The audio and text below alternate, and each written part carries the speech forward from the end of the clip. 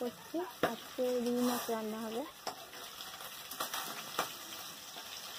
আজকে রুই মাছ রান্না করছি।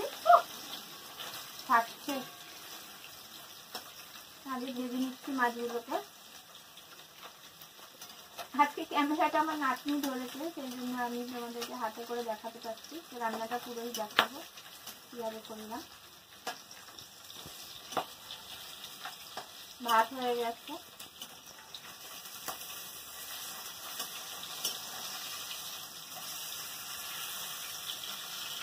ঠিক ওইটুকুই উঠছে তো? হ্যাঁ হ্যাঁ ঠিক আছে।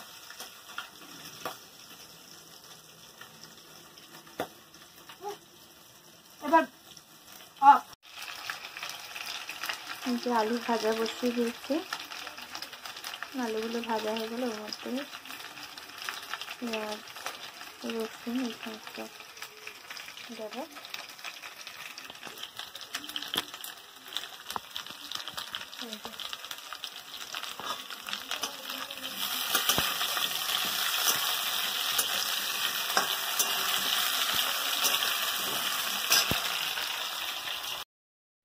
কথা বলতে ভুলে গেছি, এই ভিডিওতে তোমরা যে খুব বাদ্যযন্ত্রের আওয়াজ পাবে মানে শেষের দিকটায়, এটা হচ্ছে এখানে মন্দিরের ঘন্টার আওয়াজ। মন্দিরে ওই বাদ্যযন্ত্র বাজে ইলেকট্রিকে, ওইটার আওয়াজ। ওটা আমি কাটতে পারিনি, আমি মানে এডিটিং অতটা কটু নই তো আমি ওটা কাটতে পারিনি। এবার একটু আদা রসুনের পেস্ট দিয়ে দিয়েছি, আর পেঁয়াজ বাটা দিয়ে দিয়েছি, আর সস দিয়েছি। মশলাগুলো দেবো,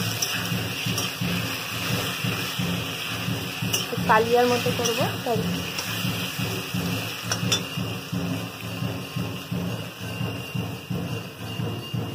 হলুদ গুঁড়ো দিয়েছি, হলুদ গুঁড়ো, লঙ্কা গুঁড়ো, জিরে গুঁড়ো, নুন আর মিষ্টি।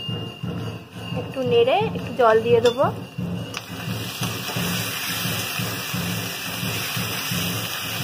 তেলটা উঠলে তারপরে পরিমাণ মতো জল দেবো। নামাবার সময় গরম মশলা দেবো। মাছগুলো দিয়ে যখন নামাবো তখন গরম মশলাটা দিয়ে দেবো। জল দিয়ে দেবো। একটু জল দিয়েছিলাম, তেলটা উঠে গেছে। এবার পরিমাণ মতন জল দিয়ে ঢাকা দিয়ে দেবো। রেডি। গরম মশলা দিয়ে দিয়েছি আর মাছের কালিয়া।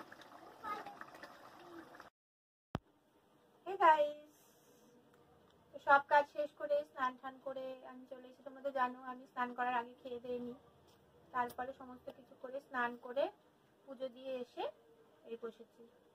তো জানি না আজকের ব্লগটা তোমাদের কিরকম লাগবে। যদি ভালো লাগে প্লিজ লাইক করো, একটা চ্যানেলটা পারলে সাবস্ক্রাইব করো। আজকেও সেরকম বিশেষ কিছু দেখাবার ছিল না, তো যেটুকু পারলাম দেখালাম। আজকের মতো এখানেই শেষ। টাটা, গুড নাইট, ভালো থেকো সবাই।